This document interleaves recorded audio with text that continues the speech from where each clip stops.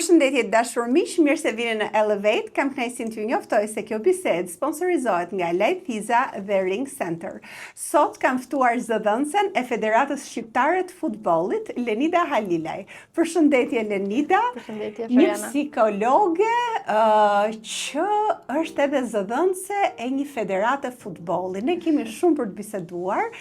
Jemi takuar rishtazi, megjithatë unë të kam ndjekur edhe në media përgjatë rrugtimit tënd disa vjeçar tashmë, dhe do kemi shumë për të folur për Shqipërinë, për modelet, për psikologjinë, por edhe për futbollin. Tani më trego pak, sepse ti vjen nga një të regjistruarit, edhe të dhënit live në fakt, një emision futbolli, nga psikologe në zëdhënëse të kësaj fushë. Është ajo që ke dashur?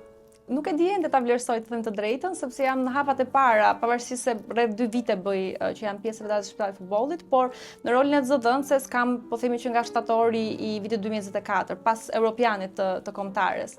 Edhe është një pozicion që do pak kohë të mësohesh me të mësohesh me emocion, me përgjegjësi mbi të gjitha, sepse është përgjegjësi shumë e madhe, sepse në tjetër kohë bëj dhe rolin e përkthyesës së trajnerit Silvinjo, edhe ka ato vështirësitë e veta edhe ajo punë, por është rol interesant, le të themi. Sigurisht pak jashtë fushës time të studimeve, të cilën sigurisht unë da aplikoj dhe një dimension tjetër, po nga ana tjetër mendoj që psikologjia sidoqoftë lidhet me futbollin, lidhet me botën e ekranit, sepse të kërkon që të flasësh në publik, që është elementi kryesor, edhe në një farë mënyrë menaxhimi i emocioneve është elementi specifik që të çon që të kesh një performancë të mirë në këtë aspekt. E di çfarë është interesant Lenida tani që po i thoj edhe po i citoje të gjitha këto gjërat ku ti e përfshirë, duke mos lënë pas edhe faktin që prej 9 vitesh je edhe pedagoge, ka ardhur një kohë mendoj që njeriu nuk është e thënë që të zgjedhë vetëm një fushë ku të aderoj. Ti përgatitesh në gjëra të ndryshme dhe pastaj siç e ka thënë Steve Jobs, ti bashkon ato pikat ku ti je përmirësuar, je rritur në një fushë të caktuar dhe pastaj e bën që të funksionojë në interesin tënd. Edhe ti je shembulli tipik për këtë. E vërtet, unë besoj që ka 2 versione. Një version është që nëse je ekspert i një fushë, të jesh eksperti më i mirë i asaj fushë dhe të merresh realisht vetëm me atë gjë. Pra nëse ti je në botën e informatikës, ti të jesh i specializuar vetëm për, nuk e di, për rrjetin ose për AI-n ose për programimin. Jo të dish pak nga rrjeti, pak nga hacking, pak nga kjo gjë. Njëjta gjë edhe me psikologjinë. Nëse je i mirë në psikologji, të jesh i mirë vetëm në një fushë, pra tek psikologjia e fëmijëve. Ose opsioni tjetër që të bësh pak gjëra, por të kesh mundësi në një farë mënyrë që këto dimensione të ndryshme të ndihmojnë që atë çfarë ti ke krijuar ta bësh mirë me anë të këtyre elementeve të tjerë që janë plotësues në një farë mënyrë. Dakord, jam me ty, megjithatë në kohët e sotme dhe unë jam e bindur që inteligjenca artificiale po ecën me ritme të frikshme, këto punët e specializuara do të zëvendësohen shumë shpejt. Dhe çfarë do mbetet? Do mbetet ajo njohuria që ti ke për të menaxhuar gjëra të ndryshme në fushë të ndryshme. Ndoshta njeriu edhe duhet përshtatet, mendoj, edhe në kohët që vijnë, për t'ju përshtatur kohës, për të bërë diçka që ecën edhe me trendin e kohës. Dhe unë në fakt e gjej interesante faktin që ti mbasi je përgatitur në këtë fushën e psikologjisë, e përdor pastaj psikologjinë edhe në futboll.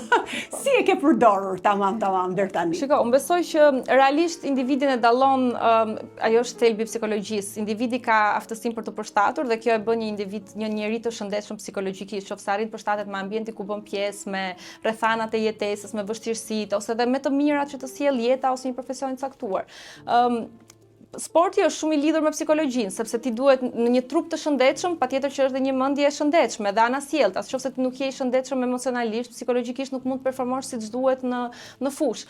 Sigurisht që indicia ime në lidhje me futbollin dhe psikologjinë ka qenë emisione televizive. Në fakt media më kanë ndihmuar në këtë pjesë, sepse ka qenë Europiani i 2020-s, por që në fakt u organizuan 2021 për shkak të Covidit. Dhe duke qenë se unë kisha disa kohë që isha aktive në media edhe ftuar për temat e psikologjisë, më vjen një ftesë për një nga emisionet klasike të futbollit, edhe duke qenë se unë kisha parë futboll gjithë jetën me babin, shumë tifoz, ka një dashuri aty për sportin. Po, patjetër, për futbollin specifikisht. Unë nuk është se jam një person që kam aplikuar ndonjëherë sportin, pra nuk jam natyrë sportive vetë që marr me ndonjë sport specifik përveç se në shkolla ose pak me palestër, por pjesën tjetër jo. Por për ta parë kam parë gjithmonë shumë emocionuar. Edhe duke qenë se është pak ky stereotipi i vajzave në futboll që nuk marrin shumë, nuk kanë shumë informacion, nuk kuptojnë shumë. Dhe duke qenë se arrita të flas le të themi të bëj një lloj analize paksa, pavarësisht se përgjithsisht mua pyetjet më bëhen në lidhje me psikologjinë, pra një lojtar i cili humbet një penallti, ishin pyetjet klasike. Si ndikon nëse nuk luan, si ndikon nëse luan. Kam përshtypjen se në çdo emision sportiv thrasin një person politikan, një psikolog, nuk di pse i ndaj një modele etj. Po i duket interesante. Tani nga ana psikologjike nuk e di, ai psikologjist i vërtetë. Ideja është futbolli është realisht për të gjithë. Domethënë ti mund të jesh edhe një ekspert dhe kjo ka qenë një farë mënyrë dhe lufta ime ose misioni im kur kam qenë ftuar në studio televizive, sepse doja të jepja, jo se ishte një mision që unë të tregoj që unë di marr vesh nga futbolli, por realisht të tregoja që një vajzë edhe mund të ketë informacion, jo domosdoshmërisht, sigurisht një orit nuk janë të njëjta si një trajner futbolli, dikush që e ka luajtur futbollin, po përjetimet, emocionet ti ke të njëjta, sikur ti që e sheh nga shtëpia, sikur ti që e sheh në stadium apo dikush që e luan. Të paktën ti ke të drejtë të flasësh për dashurinë për futbollin dhe këtë nuk e kam diskutuar asnjëherë. Tani në këto emisione futbolli, ti gjithashtu ke njohur njerëzit e duhur që ty pastaj të çuan në këtë fushën e federatës që ti institucionalizimit, le të themi, të një profesion. Kaq shumë ju pëlqeve ti në artikulimin tënd të ndeshjeve, sa që të erdhi kjo mundësi. Dhe në fakt është një merit e jotja, kjo duhet cilësuar, që ti ke qenë bolle aft për ta bërë këtë të ndodh, por e ke marrë edhe me pasion. Unë e shoh që flet me shumë dashamirësi tani për federatën. Po, në fillim në fakt nuk e dija nëse do ta gjeja veten time. Unë nisa fillimisht tek departamenti i PR-it, që fakt jam pjesë ende, por që më pas mu dha mundësia për të qenë më afër me kombëtaren, edhe më pas lindi edhe projekti i të pasurit të një televizioni në federat, ku edhe moderoj një nga emisionet. Ke sugjeruar ti për këtë? Jo, ka qenë një projekt i mëhershëm, por le të themi kam qenë e hapur ndaj mundësisë për të qenë unë një nga moderatorët, sigurisht në vazhdim do të ketë edhe programe të tjera. Në fillim ishte pak e vështirë të gjej veten sepse kaloja nga një eksperiencë që unë jam marrë me organizata, me aktivitete, me socializim, kaloja në një format, po themi, tipik institucioni që ti ke një orar përcaktuar, ke disa detyra të cilat duhet i bësh, do dërgosh emaile etj. Domethënë gjë standarde që bëhet në një institucion. E bëje me lehtësi këtë pjesë? E bëja, sepse në fakt edhe kur punon me organizate ti ke deadline për të dërguar dokumenta, projekte, çdo gjë tjetër, kështu që praktikisht e bëja, pavarësisht se natyra ime është më shumë, dua të jem më shumë aktive se sa të jem në fazën e raportimit, le të themi, të gjës aplikuese më shumë se sa raportuese. Por më pas eksperiencës së kombëtares në Europian, mu ofrua mundësia për të bërë rolin e zëdhënëses, duke nisur fillimisht normalisht me përkthimin e Silvinjo, po normalisht edhe në drejtimin e konferencave që kanë lojtarët gjithmonë në çdo grumbullim. Kështu që ishte sfidë interesante që me sa unë kam diskutuar me të tjerët aty e kam vlerësuar për faktin, edhe kolegët e mit më kanë thënë e kam vlerësuar për faktin që është parë si ambicie, po mbi të gjitha edhe marrja një përgjegjësie të tillë të madhe tregon që ti je një person që ke dëshirë të punosh edhe ta provosh veten në një dimension tjetër, se unë nuk jam përkthyese në profesion, po. Po në fakt çfarë të ka mësuar si eksperiencë? Tani u bën 2 vjet apo jo? 2 vite, po. Pra 2 vite që ti je e angazhuar në pjesën e PR-it të federatës, merresh me konferencat e ndryshme të Silvinjos dhe të lojtarëve, moderoj programe të ndryshme që moderon programin, po rolet tjera? Kur ka evente federata që sigurisht kërkon një lloj moderimi specifik, për shembull që do të mbahen disa fjalime ose do të prezantohet një strategji e caktuar, ose kur ka një event të përgjegjësisë sociale, sepse ne kemi evente që përfshijmë edhe po themi grupe të caktuara të popullatës që mund të jenë më në nevojë, kemi bërë evente në lidhje me kancerin e gjirit, për shembull ndërgjegjësim të caktuar, dhe sigurisht kanë nevojë për një lloj moderimi në fillim ose një lloj drejtimi, po themi të atij aktiviteti që po ndodh, kështu që pak edhe aty jam angazhuar. Do ta prekim këtë pjesë sepse sigurisht shikuesit kanë interes, si është punosh me futbollistët, ti ke folur për këtë gjë, ata janë më të rinj se sa ty, kështu që për shumë gjëra ti duhet t'i udhëzosh edhe po i shmang këto pyetjet e një lloj interesi ndaj teje, sepse sigurisht që ti aty për atë punë që bën dhe besoj ditë ju a tregosh vendin në qoftë se do kishte të tillë, por si është ky ekip i kombëtarës? Unë ndoshta kam njohur një brez më përpara dhe di që kanë qenë lojtar jo kaq të mirë trajnuar gjatë gjithë jetës së tyre. Pra kanë qenë lojtarë që me vështirësi mezia kanë arritur që të çajnë, kanë çarë vetë, pra nuk janë ofruar kushtet për t'u bërë lojtar i Zotit që në fëmijëri. Ky është një brez tjetër. E ndjen ti këtë gjë? Është, e thonë vetë lojtarët. Sot kisha një intervistë me Taulan Xhakën, një nga lojtarët e kombëtarës që ka qenë faktikisht pjesë europiane 2016. Ai këtë gjë tha, cilësia është shumë e lartë. Tani ndoshta ne kemi pasur grupin pak më të bashkuar edhe një lloj sepse nuk ishim arritur të ishim ndonjëherë në Europian, por cilësia lojtarët tani ne nuk e diskutojmë më që një lojtar i kombëtarës të luajnë në nivele elitare në Europë apo në botë, sepse shumica e lojtarëve tan luajnë ose në Serie A, që është liga kryesore në Itali, ose në La Liga që është në Spanjë, në Angli kemi lojtarë që luajnë. Nëse luajnë në Turqi, po prap luajnë te klubet më të rëndësishme, luajnë në Amerikë, po prap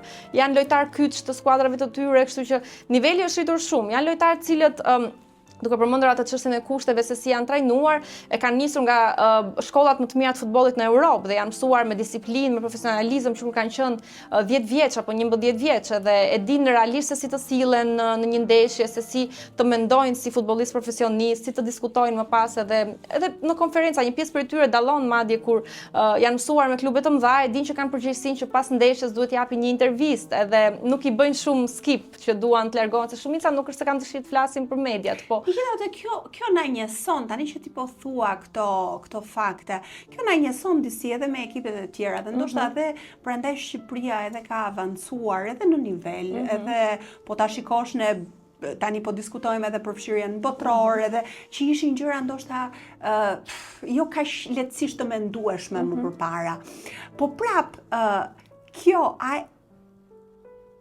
kur kthehesh mbrapa, a i bashkon lojtarët, kanë këta lojtarë ndjesi patriotike të vërteta për Shqipërinë, se më përpara më dukej sikur lojtarët e bënin me shpirt atë gjë, apo thjesht e kanë punë edhe kjo është pjesë e punës. Jo, pjesa më e kanë punë dhe është pjesë e punës, kjo tregon profesionalizmin e tyre, që vërtet e mendojnë si një angazhim serioz, sepse pjesa më e madhe e lojtarëve në të gjitha kombëtarët e botës, përfitimin le të themi dhe financiar dhe rritjes në karrierë kanë nga klubi, sepse ata luajnë 9 muaj të vitit, 10 muaj me klubin, me kombëtarën janë 5 herë në vit të grumbulluar, pra maksimumi që mund të luajnë janë 10 ndeshje. Edhe sigurisht nëse do bie fati të performosh mirë, ai mund të ndihmojë edhe te karriera në klub, po teknikisht e ardhmja e një lojtari varet më shumë nga performanca në klub, ku luan, si luan etj. Por unë i shikoj që janë ende, ndoshta është brezi që prindrit i kanë pasur, edhe nëse i kanë pasur emigrantë, janë emigrantë të cilët kanë folur të dyja gjuhët në shtëpi, i kanë nxitur edhe atë ndjenjën atë dashurisë. Por dhe nga ana tjetër dhe lojtarë të tjerë, të cilët janë për shembull në ekipet tona moshave zinxhir, duke nisur që nga U15-ta, një pjesë mund të kenë pak probleme të folur, se ndoshta mund të flasin shumë pak shqip, por sidoqoftë pak, por i ndihmon grumbullimi këtu, kuptojnë edhe se sa Shqipëria do futbollin, sepse ne jemi nga vendet që e duam më shumë futbollin, dhe nga statistikat edhe nga Pra, e ndjejnë atë zjarrin e tifozerisë shqiptare? E ndjejnë, patjetër, edhe ndjejnë edhe një lloj përgjegjësie, për shembull, të gjitha shprehin që është ndryshe kur luajnë, pavarësisht se ne luajmë mirë edhe kur jemi në transfert, por kur luajnë për shembull në stadiumin kombëtar këtu në Tiranë, është ndjesi tjetër, thonë, se je para tifozëve tanë edhe e quajnë tifozin si lojtarin e 12, le të themi. Tani, ti besoj që ke pasur rast që të komunikosh me ta, ti shikosh se çfarë mendojnë, çfarë besojnë, është jeta e tyre thjesht futboll apo janë të përditësuar me Shqipërinë, me çfarë ndodh në Shqipëri, a e jetojnë jetën këtu, a dalin këtu, a bëjnë pushime këtu, a i ndjekin lajmet këtu, apo janë një pjesë e madhe, po, sepse ata që i kanë edhe prindrit e tyre, po themi në një moshë janë të lidhur me Shqipërinë, sigurisht që ndjekin programet tona, njohin për shembull gazetarë të caktuar ose emisione të njohur apo influencers, po themi në sensin që janë individë të cilët bëjnë diçka edhe në rrjetet sociale, por që janë nga Shqipëria. Një pjesë e madhe prej tyre që ndoshta janë lindur rritur andej mund t'i ketë rënë disa herë vetëm të vinë me pushime dhe çështja është se futbolli është i tillë që ty nuk të jep shumë hapësirë për të bërë pushime. Ata mund të kenë 2 javë në verë që ku do i shpenzosh më përpara, në Shqipëri, mund të luajnë në Spanjë për shembull dhe kanë vende shumë të mrekullueshme për të shkuar dhe atje, po një pjesë e madhe prej tyre tregojnë që janë munduar ta njohin paksa edhe Shqipërinë. Për shembull Balliu është një lojtar shqiptar i cili lindur rritur në Spanjë me shumë gjenerata më saktë dhe ai tha që prindët e tij i kishte sjell para një viti në Shqipëri për ta njohur se ata nuk ishin qenë asnjëherë dhe tha që i kishte pëlqyer. Domethënë në këtë rasti mundohesh të krijosh Shqipëria të jep mundësinë që edhe ti të njohësh një anë të identitetit, të kulturës, edhe nëse ti nuk e ke jetuar këtu duke u rritur ose lindur këtu.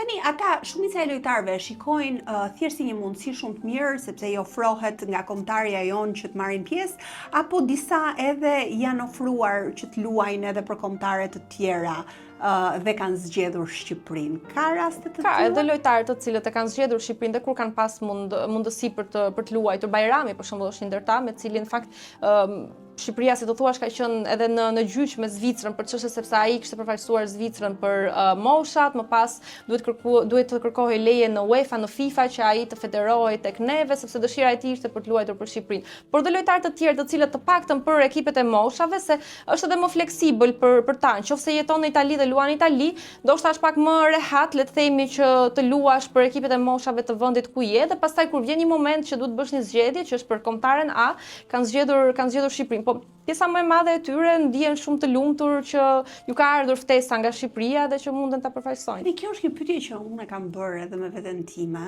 për sa i përket pasjes së kombëtares së Kosovës.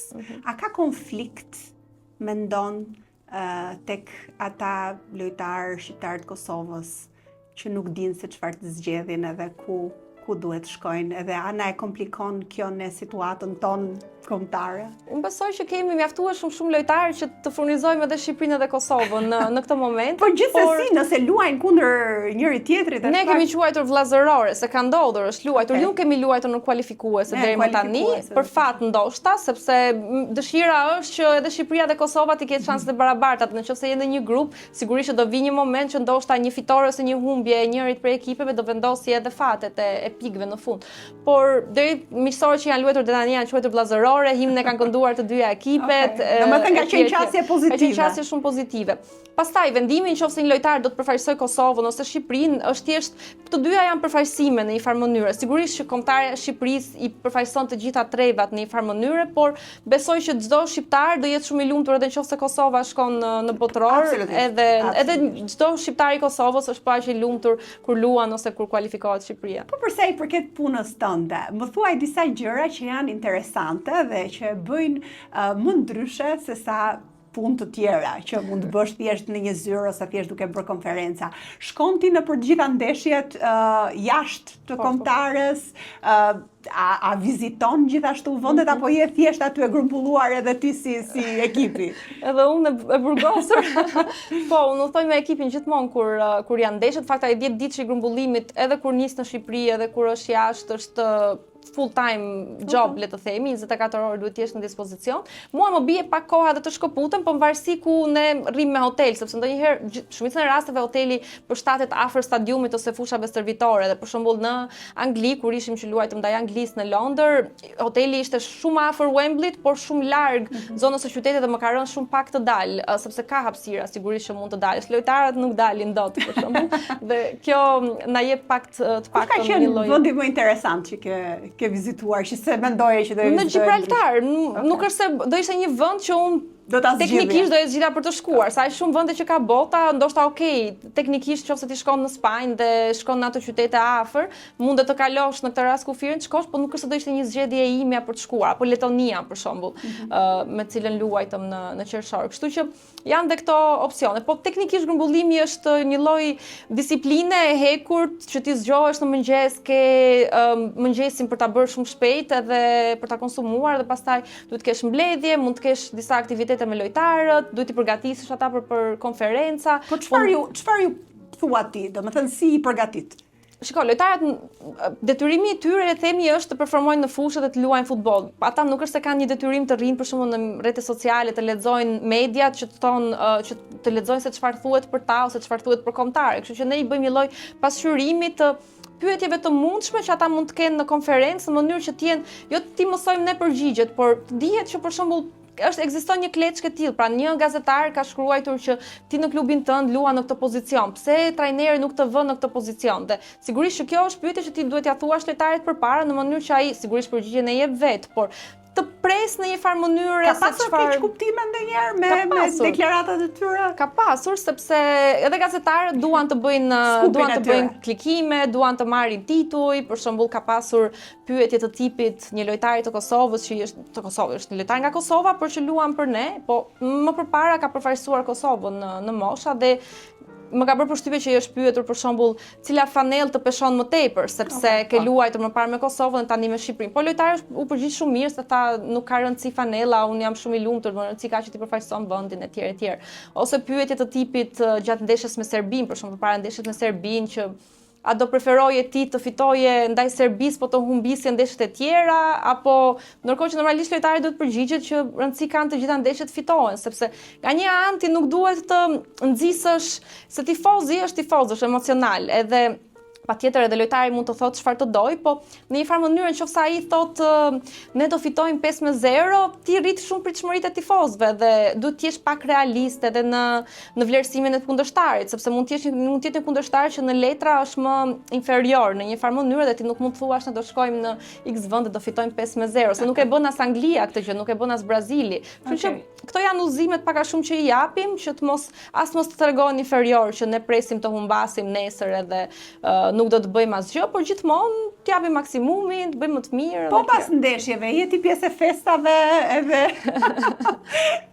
celebrimeve që ndodhin aty. Po, patjetër, mua më bie të shkoj pak më vonë tek festat, sepse në ato kohë kur mbaron ndeshja, trajneri duhet dalë menjëherë në flash zone që t'japi intervistat për broadcasters dhe pastaj është konferenca, por që ndihet ajo atmosfera edhe momentet e fundit mundohem të kap edhe disa momente për shembull me celular që të bëjmë pak content për rrjetet sociale. Ka pozicione të ngjashme edhe në vende tjera, ekipe tjera kanë secila federatë zëdhënëse në saj? Po, patjetër, secili ka një Nuk e dija këtë si pozicion. Në varësi edhe të e kam zbuluar nga ty. Në varësi sigurisht edhe të trajnerit që ata kanë, sepse në këtë rast është një miks I edhe drejtimit të konferencës, por edhe I përkthimit të trajnerit. Në varësi të trajnerit, se për shembull një ekip Spanja për shembull e ka trajnerin spanjoll, që nuk ka nevojë për përkthim, ka vetëm nevojë për moderim, kështu që nuk nevojitet fare ajo pjesë. Në shumë raste mund të kemë bërë edhe përkthimin e trajnerëve të huaj, për shembull, kur nuk është gjetur një ekuivalent, një përkthyes I gjuhës së tyre, që nuk kemi gjetur dot dikë që të fletë në gjuhën ukrainase ose në gjuhën katalanase, për shembull, që flisnin ekipi I Andorrës, kemi gjetur një mesmet përbashkët që I kanë përkthyer në anglisht pyetjet e gazetarëve tanë për trajnerët e tyre, për shembull. Kjo duket si një punë ëndrash, Lenida, një punë ëndrash vërtet për çdo vajzë të re ose jo dhe shumë të re, që mendon po nëse do zgjidhja një punë, kjo është puna perfekte. Po në fakt, sa të thjesht ose të vështirë e ke patur ti për të arritur deri këtu? Ka qenë thjesht fati yt I mirë dhe sigurisht edhe zotësia jote pastaj për ta bërë këtë punë.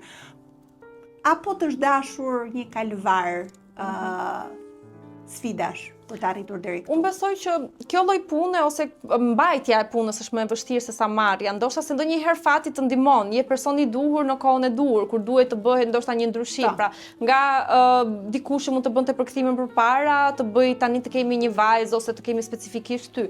Sigurisht dhe aftësitë janë element kryesor, sepse jo çdo kush mund ta bëjë atë punë, duhet të kesh pak njohuri nga futbolli, por nga ana tjetër nuk duhet të intimidohesh nga kamerat, se ti mund të jesh përkthyes shumë I mirë, por nga ana tjetër nëse ti ke problem të folur në publik, do ishte pak më defektose, po themi, performanca.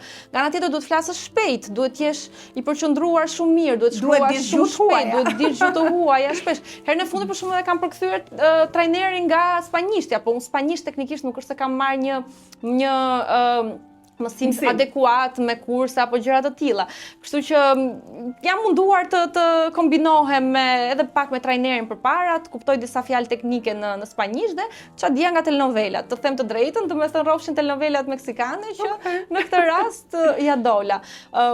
Mbajtja siç thash është më e vështirë sepse është presion shumë i madh. Ti mund të bësh një gaf, mund të thuash një lapsus, mund të ngatrohesh një moment ose harron diçka edhe është shumë e lehtë që gjitha kjo të zhduket, por besoj që të duhen shumë vite punë në sensin e formësimit tënd profesional edhe në drejtime të tjera, siç folëm më përpara, që ti të kesh ndoshta edhe një pjekuri të caktuar, emocionale, profesionale, përballje të mëhershme, qoftë me kamera, qoftë me publikun, qoftë me kritikën në përgjithësi, të jesh i aftë për të artikuluar mendimin siç duhet, të mbash përgjegjësi për diçka, sepse është sens përgjegjësie shumë i madh, është disiplinim, duhet jesh i kujdesshëm të rishohësh konferencat, të shohësh ku mund të kesh bërë gabim, të bësh një parapërgatitje më herët, domethënë i gjithë ky ndërtim karakterial, le të themi, i një profesionisti nuk vjen papritur, nuk është se vjen se ti e merr këtë pozicion caktuar, por më është bërë që nga vitet e studimit që unë kam qenë studente e mirë, më pas edhe fakti që kam qenë pedagoge, që më ka hequr pak atë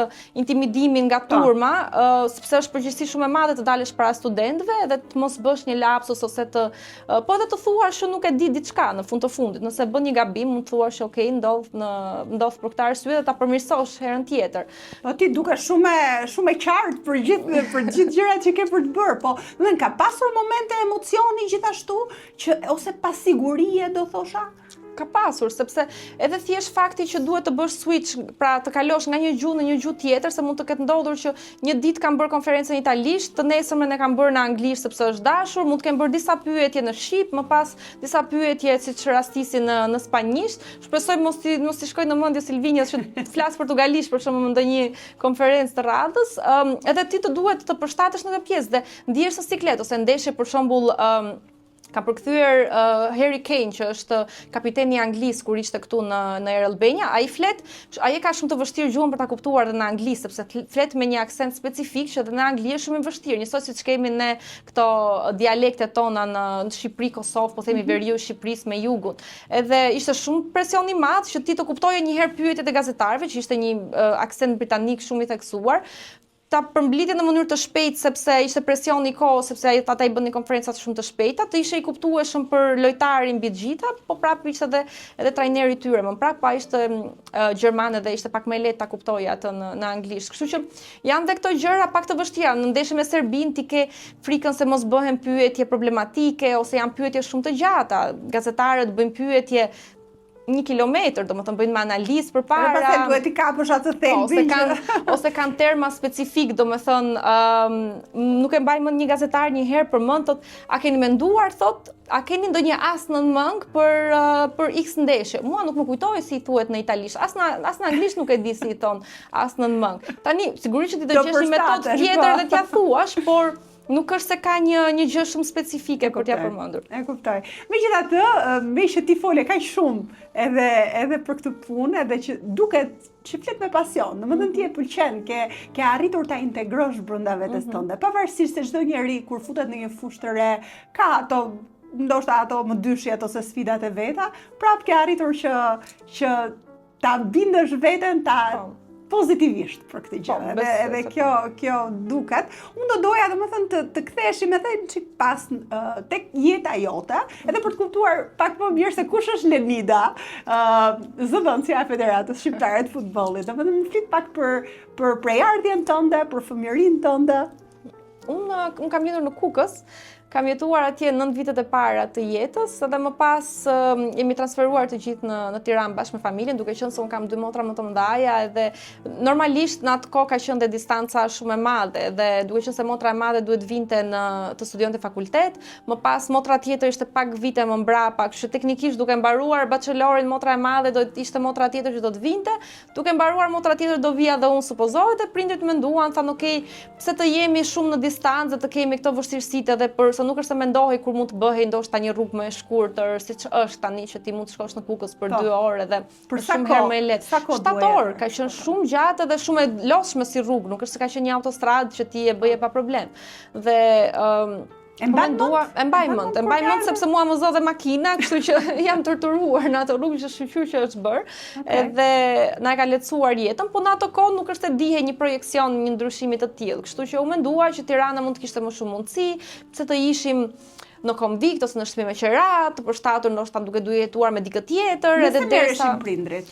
Prindrit, babi është marrë një biznes privat deri në fillimin e viteve 2000, më pas ka pasur disa pozicione në Pallatin e Kulturës, pra është marrë pak edhe me aspekte kulturore në Kukës. Mami në profesion në fushën e infermierisë, por që nuk është se e ka aplikuar shumë herë, sepse duke na arritur neve, pastaj ardhe në Tiranë, vështirësitë e përshtatjes edhe I mban mend ti ato vështirësitë e përshtatjes në atë kohë? I mbaj mend, unë jam rritur këtu në Tiranë, jam rritur në një zonë thellësisht Tiranëse, le të themi, kam shkuar në shkollën Siri Kodra dhe Partizani, që ishin lagje tiranësisht, të gjithë flisnin letrare ose maksimumin pak ndoshta me theks nga ju. Ti flet shumë letrare, kështu që nuk e di se si ke folur ti në atë kohë, ke patur theksin kukësian? Kam pasur, sepse ne në Kukës për shembull ne ngatrojmë qt me qt, edhe duhet i mësoja, se ne nuk e dinim, alfabetin e dinim të kundër, teknikisht. Megjithatë, bravo e zellshme, sepse jo të gjitha arrin gjitha mësojnë. Jo, ndoshta edhe pak nga presioni bashkëfshatarëve më është dashur, domethënë të përshtatem me këtë pjesë, po normalisht duke lexuar libra, duke shkuar në shkollë individi. Ke lexuar shumë? Kam qenë shumë fan se librave, gjithmonë më kanë pëlqyer më tepër, madje mami më merrte më hiqte kur duhet mësoja fizikën ose matematikën, se ato i kam mësuar se tush me detyrim, patjetër që ishte e rëndësishme, po nuk kam qenë kur nxënëse ose studente që të kem dashur 10-ën, kurse prindët e mi, mami sidomos ka qenë e fiksuar, ti kesh 10 të gjitha, po të kisha marrë 10, do pyeste patjetër që a ka marrë dhe dikush tjetër 10. Pra e ke ndjerë këtë presion. Ka qenë presioni dhe ka qenë si thua në kundërshtim me atë çfarë unë besoja dhe besoj edhe sot, që nota nuk është diçka që ty të bën të aftë, sepse unë mendoj që për shkakun kam qenë studente më e mirë se disa të tjerë që mund të kenë marrë nota më të mira, kam studentë që janë më të mirë në sensin në krahasim me vlerësimet që ata marrin, sepse mund të mos performojnë siç duhet në provim ose në forma të tjera të matjes së njohurive në universitet, por që besoj që duhet të kem pasur ato karakteristika të caktuara që nuk përputheshin me sistemin e vlerësimit që ka pasur gjithmonë shkolla shqiptare. Pastaj e bënit këtë jetën mes Tiranës dhe Kukësit, a ktheheshit në Kemi shkuar, madje në fillim që ka qenë akoma rruga shumë e gjatë, kemi shkuar më shpesh, gjyqja është akoma gjallë në fakt, kështu që ka qenë kontakt. Mami dhe babi shkojnë shpesh madje dhe tani duke qenë se janë pension edhe kemi familjar, kemi hala, teze, xhaxhallar e tjerë. Po është pak qytet i izoluar, unë nuk është se kam shumë kujtime. Mua madje tani që kanë qenë ditë me borë në Shqipëri, më kujtohet që ka qenë shumë e vështirë të shkoje në shkollë në atë periudhë kur unë kam qenë në fillore, sepse tani është ndryshuar pak me ngrohen globale, klima është komplet kundër. Ka ndryshuar. Por në ato kohë binte borë që nga muaj tetor, maksimumi fundit tetorit dhe kishte borë deri në ato që ne quajmë festa Shëngjergjit që e festojmë që është në maj, dhe deri në maj kishte gjithmonë borë në disa cepa të caktuar dhe rrugët ishin të bllokuara, ti duhet ta formësoje jetën tënde në atë lloj forme, nuk ka pasur drita në periudha shumë të gjata kohe, nuk ka pasur drita. I kemi harruar disi këto, por në fakt kanë shenjuar fëmijët edhe në përzgjedhje gjithmonë premtohej ujë drita 24 orë, por për shumë vite nuk ka pasur drita shumicën e orëve të ditës, se ti do duhet të gjeje diçka për t'u argëtuar, po themi në darkë me ndonjë lojë ose një lojë. Kishte dhe aspekti social ishte më i zhvilluar se ti për të kaluar kohën do shkoje te kushërinj, do shkoje aty në lagje me shokët e shoqet, që sot besoj fëmijët e sotshëm nuk është se i kanë këto aktivitete. Absolutisht.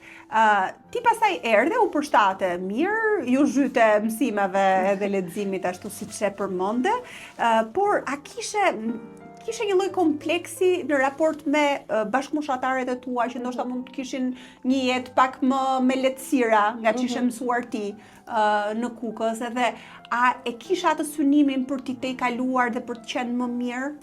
Unë kam pasur dhe një, më thonjë za disavantazh në sensin e moshës, sepse unë kam qenë më e vogël se bashkëmoshataret e mi, sepse kam filluar klasën e parë 4 vjeç. Po këtë e kam dëgjuar në një intervistë. Këtë e kam ndier shumë, me thënë drejtën tani, madje edhe me shoqeve të mia të 9-vjeçares kur e kam thënë një herë, nuk e kishin kuptuar që kishte problem për mua, po sigurisht kur ti je adoleshent, ti do të ndihesh e madhe dhe kur të tjerë të thonë, po ti je më e vogla, ti nuk kupton, nuk di, mund të jenë me shaka sepse ata adoleshent janë, por ti e ndjen pak sikur je ndryshe, dhe përshtatja ose jeta që ne bënim në Kukës ka qenë pak më ndryshe, se ti ishe gjithë lagja ishte fisi jot praktikisht, kurse në Tiranë ti ishe me bashkëfushatar të tjerë, po unë kam shkuar sigurisht tek shtëpitë e shoqeve, po pak më me karar, se prindit më thonin shiko se është ndryshe të rish tek xhaxhi, tek halla, siç rri dikur, po tani s'mund të rish tek shtëpia e shoqes, se tjerë. Dhe ky është pak një realitet tjetër që kur je 10 vjeç, 11 vjeç, sigurisht që të bën pak përshtypje dhe se si ndihesh ti thua shoqës po jo se deri në këtë orë mund të rri për shembull,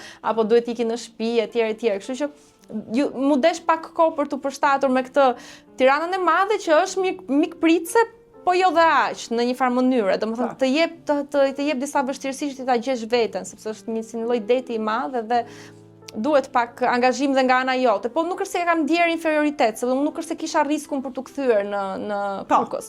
Sigurisht. Siç shumë veta që vinë tu për studime duan të provojnë veten për të qëndruar në Tiranë. Mund të strukeshe më shumë në vetvete dhe mos shkoje drejt lartësimit, po themi. Kështu që ti ke zgjedhur këtë rrugën tjetër dhe shumë mirë, sepse është realisht shembull për t'u dhënë. Po ndërkohë, pastaj kur ti fillove të përfshihesh në media, në emisione televizive, ka qenë pas shkollës së lartë Ka qenë pas shkollës së lartë, pasi kisha mbaruar shkollën e lartë e bëre këtu në Tiranë. Nuk e mendove në artikje?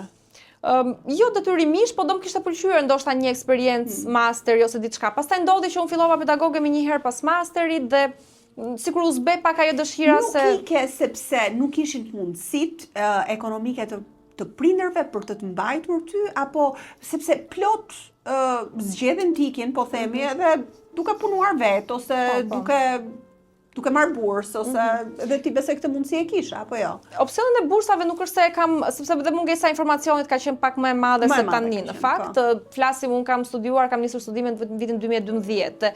Okej, Google jetë çdo gjë ka qenë aktiv, po jo aq sa është sot që ti ke grupe, ne kemi paketa për shumë për Erasmus në fakultet që i njoftojmë studentët e tjerë.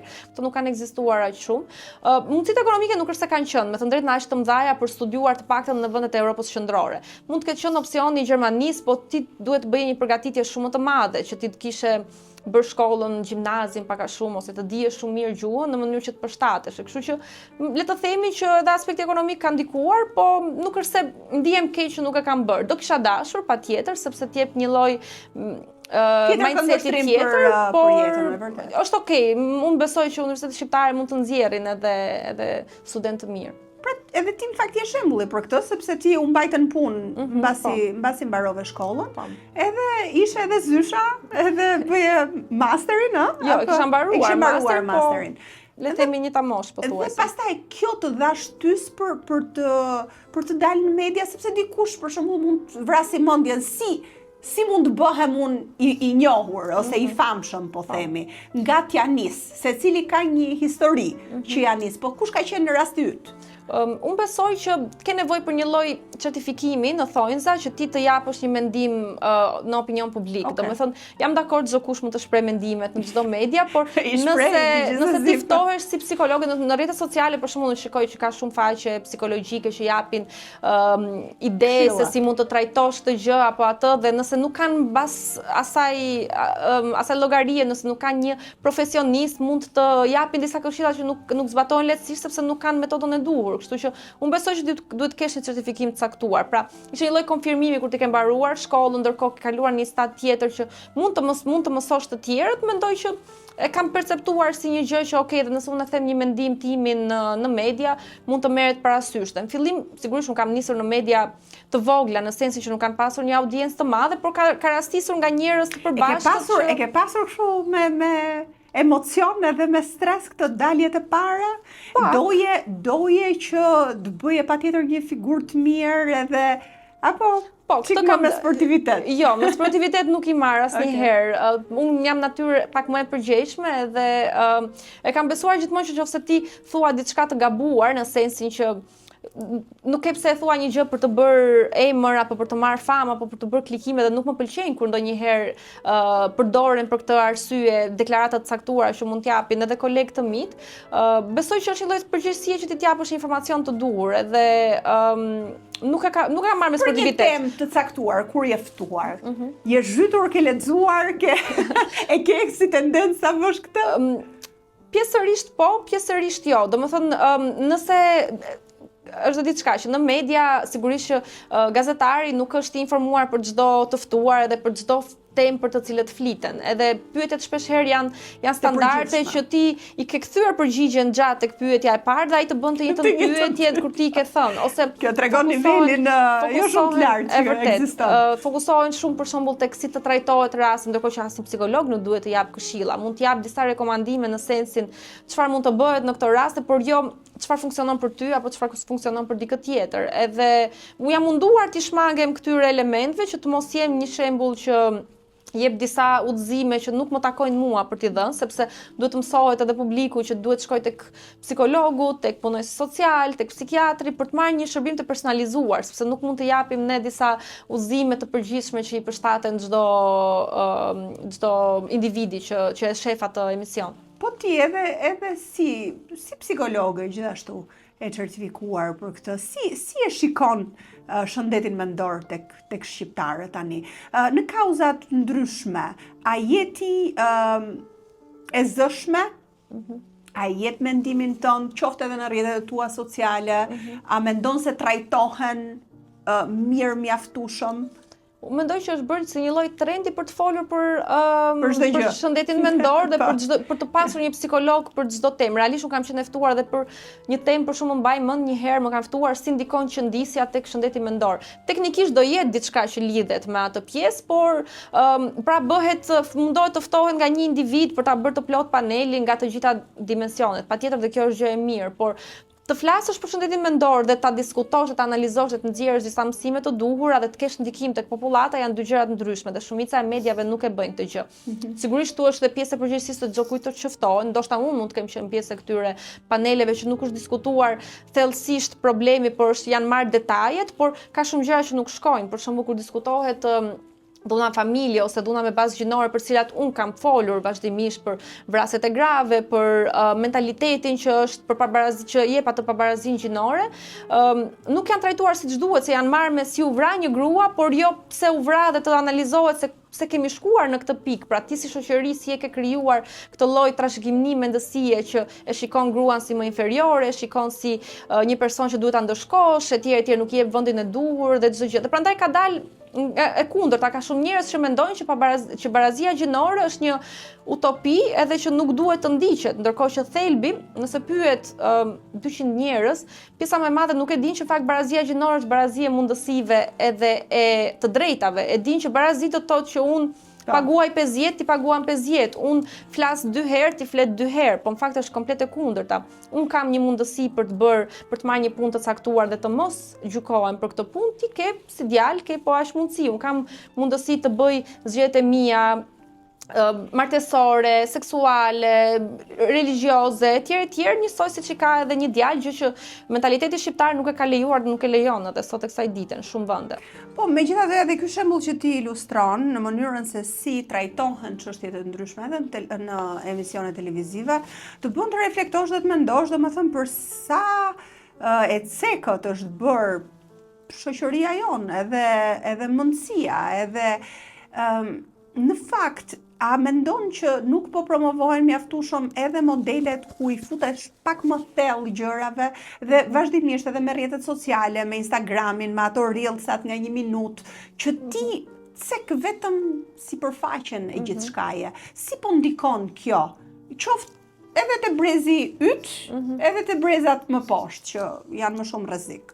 Në fakt, kështu janë kushtëzuar njerëzit. Një nga elementet më të rëndësishëm të psikologjisë është kushtëzimi klasik, është një shembull i famshëm i një psikologu të njohur, Pavlov, i cili do të ushqente qenin e tij edhe i binte një zile dhe qeni e dinte dhe krijonte sekrecione kur ai dëgjonte zilen sepse dinte që do t'i vinte ushqimi. Njëjta gjë është edhe me rrjetet sociale ose me mënyrën se si ne ushqehemi, le të themi, nga media, sepse jemi mësuar nga Instagrami, ndryshimi që bëri Instagrami nga Facebooku, që në Facebook ti kishe statuse, kishe foto, po kishe përshkrim, kishe check-in që ti tregoje që janë në vend. Tani ke çdo gjë me anë të fotos ose videos dhe vëmendja, pra njeriu truri jon është në një farë mënyrë është i adaptueshëm dhe përshtatet me atë çfarë i ofrohet, edhe duke ju ofruar shumë herë stimulim nga aspekti viziv, siç e jep Instagrami, e jep Snapchati, e jep TikToku, dhe nga sistemi auditiv, le të themi, pra këto janë shqisat më kryesore që janë të ngacmuara,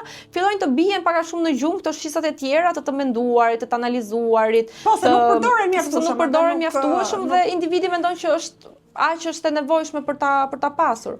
Po mirë, ti sigurisht edhe si pedagoge dhe kur ju flet studentëve dhe çfarë këshille jep për ta tejkaluar këtë fenomen që po ndodh? Unë mundohem të mos jem personi tradicional që e lufton gjën, por ti duhet mundohesh ta marrësh kalan nga brenda në një farë mënyre. Okay. Unë besoj tek përshtatja me moshën me cilën ti ke të bësh. Domethënë kur unë kam filluar të jap mësim, kam qenë moshatare e tyre. Tani e kam kaluar këtë stadin që janë disa vite më të vegjël dhe prapë shikoj diferencat, pavarësisht se në gjenerat jemi pothuajse njësoj.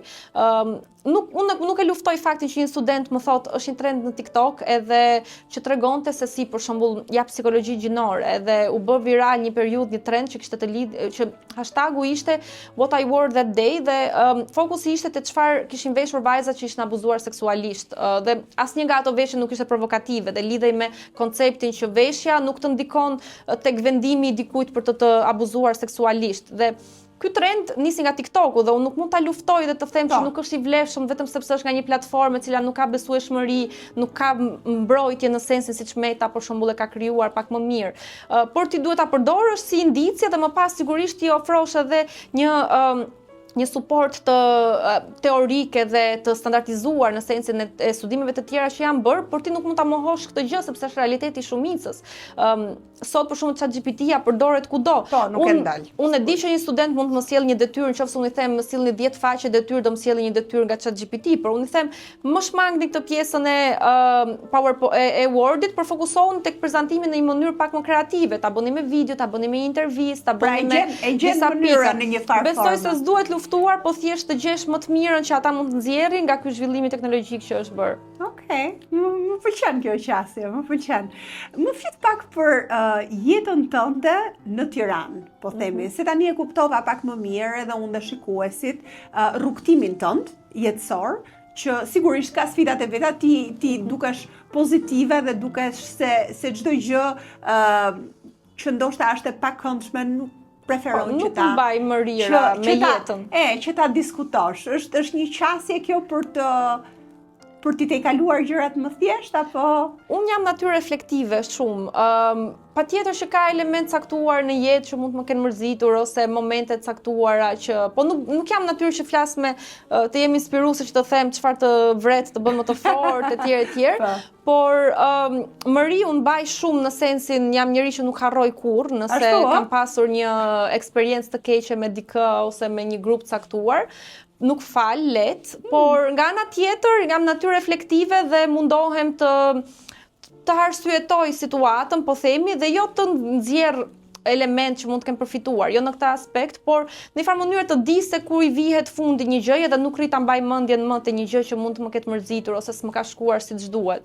Po nuk është se them atë shprehjen që ishte një arsye sepse ndodhi gjithçka etj. Po mundohem ta analizoj si situatë, jo thjesht ta mbaj si mërzitje ose gjë e keqe. Megjithatë, ty të ka funksionuar, fakti është që ti ke arritur të ndërtosh një karrierë të mirë, duke marrë parasysh sigurisht edhe fakti që ja ke dal vetë dhe kjo është për t'u vlerësuar sepse ke punuar prej kohësh, ke bërë dhe 2 punë dhe tani ndodhesh në këtë pozicion, por gjithmonë njeriu kur është në moshën tënde aty te 29-tat apo jo, nëse mund ta themi, fillon mendon edhe për më tej, për familjen, për ndoshta të pasurit fëmijë.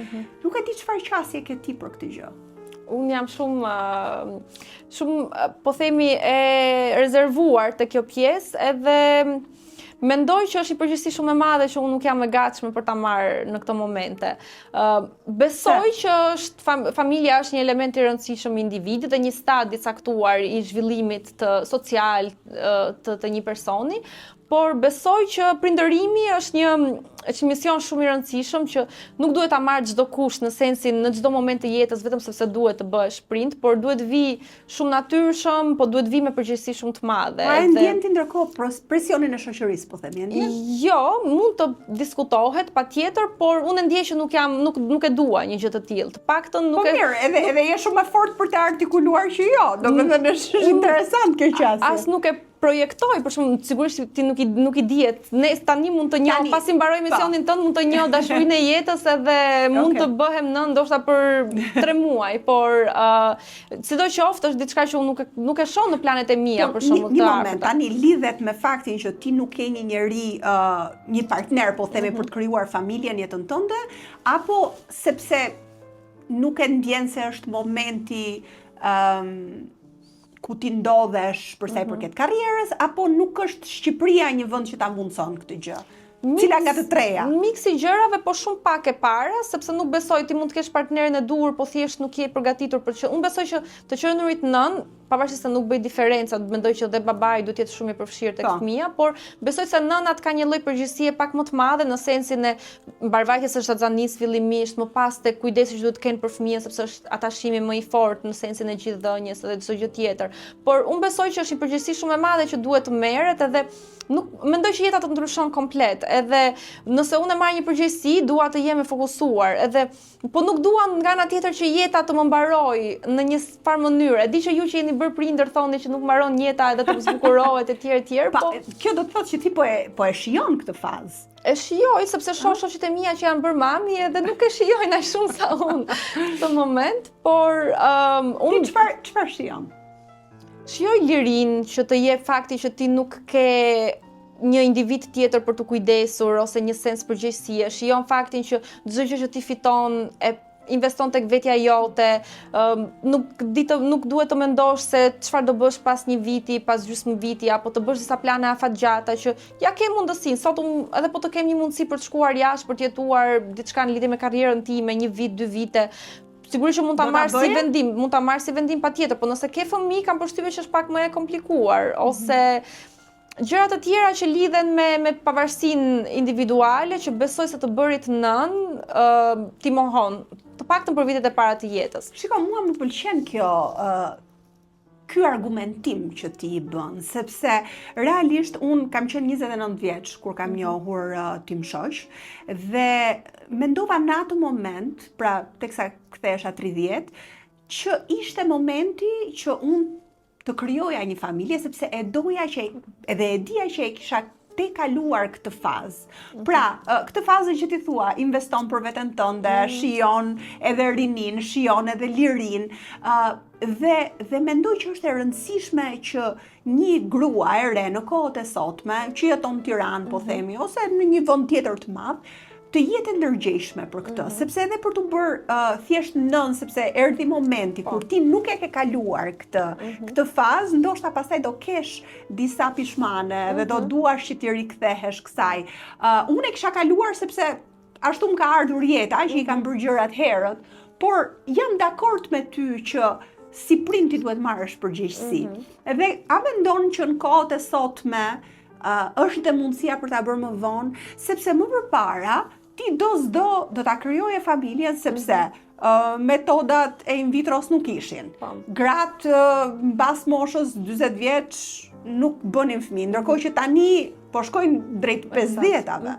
Pra, a e ka mundësuar në një farë mënyrë edhe teknologjia këtë mundësi tënden, apo thjesht ti nuk e sheh në të ardhmen tënde? Jo, unë e shoh, domethënë pyetjes nëse nuk do doje të kishe kur fëmijë, unë do i përgjigjesha që jo, patjetër që do doja të kisha fëmijë. Pra nuk do doja një jetë pa fëmijë, por thjesht për momentin nuk e mendoj. Por teknologjia ndikon shumë, se ti e di që ke një as nën mëng, dalim te asi nën mëng prap tani, që ti e mendon që okay, edhe nuk është fundi kur je 30 vjeç, 35, qoftë edhe 40 vjeç, edhe kjo është një benefit nga një anë. Nga ana tjetër mendoj që pra po të bësh një pro dhe kundër, nga ana tjetër ti supozohet që je i rritur emocionalisht, profesionalisht. Tani sigurisht që ka nëna që janë heroina, unë nuk besoj tek miti i heroinës, nuk e dua një gjë të tillë. Pra që unë të martirizohem edhe të them fëmijës tim që unë kam sakrifikuar dëshirat e mia, paratë e mia që ti të rritesh, sepse Jo se më është bërë presion nga familja, po në një farë mënyrë të gjithë jemi rritur me këtë idenë që prindit shqiptar kanë sakrifikuar shumë.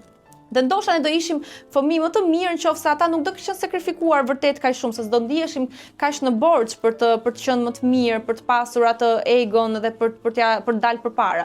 Mbase do ishim kaq punëtor, nëse i marrim që kemi ambicie për të ecur para. Po besoj se është një peshë shumë e madhe për fëmijën të di që prindi vet ka sakrifikuar ose ka hequr diçka nga vetja, gjithmonë do heqësh, sepse edhe po të jesh në maksimumin e të ardhurave, në maksimumin e karrierës, një stop do e kesh në një aspekt. Po nëse është dhe çështje kohe dhe mundësish, besoj. Ne po flasim për sot që mundësitë janë të mëdha, janë mundësitë siç po thosha, edhe për të bërë fëmijët më vonë, edhe kjo nuk është se nuk merret parasysh, kjo është një gjë shumë e madhe që në fakt i mundson edhe grave të reja që t'investojnë tek vetja e tyre, edhe ta shijojnë jetën, edhe rinin. Një ditë e jotja me të gjithë këtë liri për cilën ti po flet, ose investimi yt për veten, kush është tani? A investon ti për të udhëtuar më shumë, shkon drejt modës, drejt blerjes së rrobave, dhe çfarë e bën të veçantë këtë fazë ku ti je tani? Po, fakti që mund të planifikoj pushime, mund të planifikoj se si e bëj ditën, ose me çfarë njerëzish e kaloj, domethënë mund të kem shoqëri që kanë fëmijë, që s'kan fëmijë, që janë adoleshent, mund të jenë 50 vjeç, pra miks të gjitha kategorive në një farë mënyre. Dita ime është normale, unë bëj 2 punë sepse faktikisht jam edhe pedagoge disa ditë në javë, nga ana tjetër edhe me projekte të caktuara që me her pas here të marrin kohën, kështu që në një farë mënyre ai tetorashi i punës zgjatet shumë më tepër, bëhet 10 orë, 12 orë, që nëse do ishe prind, nuk do e bëje kaq lehtësisht, dhe automatikisht do ulesh në disa aspekte, qoftë financiare, qoftë kohës për veten. Mund të merresh me një aktivitet fizik, mund të lexosh më tepër, mua pëlqen shumë filmat, për shembull, kam qejf të udhtoj, mundohem her pas here të bëj ndonjë fundjavë ose vizitoj ndonjë vend të ri, kështu që mendon ndërkohë për të ardhmen, për të, po themi, për të vënë ca para mënjan, për të kursyer pak më shumë për një jetë të ardhme që mund edhe fëmia të jetë pjesë? Nuk është se jam shumë e mirë me kursimin, se më pëlqen t'ja bëj qefin vetes, por jam person i përgjegjshëm, le të themi, për mënyrën se si i shpenzoj të ardhurat. A është Tirana një vend i mirë për të njohur dikë në sensin romantik apo jo? Me studimet e vëzhgimet e mia, jo, nuk është shumë i mirë, sepse para besoj se emigracioni ka ndikuar shumë. Pak të flas vajzat për të njohur djem, duke qenë se nuk ka shumë djem në qarkullim, edhe në lokalet kur ti del, po themi, ajo metoda tradicionale e të parit me dikë, nuk ka shumë. Kam shkuar, unë nuk parashkoj më nëpër klabe, por se sigurisht edhe koha nuk e lejon tani, po isha para disa muajsh, dhe mund të them 80% ishin gra, edhe goca. E thash, e të mërshme, ku janë çunat? Nuk ishte. Dhe tani, nejse, ndoshta klabi nuk është patjetër mënyra për të njohur dikë, po për të rinj. Është tregues, le të themi, vendeve që frekuenton. Po ata gjë ndodh edhe për bare, ndodh edhe për takime të përgjithshme, po themi që mund të kesh në grupe shoqërore, predominojnë vajzat kudo, sepse ti mënyra se si e ke të organizuar ditën, shkon të bësh thonjt vajza, shkon të presësh flokët, përgjithsisht vajza ose dhe djem, po pak janë më pak. Bën në palestër, shumica mund të janë dhe djem, po dhe djem që bëjnë shumë palestër janë pak, nuk e di, shumë të fokusuar tek një aspekt që ndoshta nuk të pëlqen shumë si element. Kështu që e tillë është bota e sportit, ka shumë djem për shembull, po ndoshta nuk të përputhet mendësia ose mënyra se si perceptojnë gjërat, kështu që është pak e vështirë në Tiranë. Është sfiduese, megjithatë njeriu nëse është i hapur, besoj, rasti do të vijë, dhe besoj që ti rastet që të kanë ardhur ke ditur që ti kapësh edhe të bësh më të mirë. Unë të falenderoj shumë për bisedën që bëm, edhe që ishe në Elevate. Shumë faleminderit, ishte shumë kënaqësi. Dhe të uroj shumë suksese edhe në sipërmarrjen tonë me Federatën e Futbollit, dhe tani do vijemi në kontakt, besoj të gjithë të kërkojnë për bileta ndeshjesh, dhe kjo është të shohin kështu si pikë kontakti aty. Do të filloj stresi nga marsi tani që kemi ndeshjen e parë, kështu që i urojmë shumë suksese edhe kombëtares, po edhe ty në sipërmarrjen. Shumë faleminderit.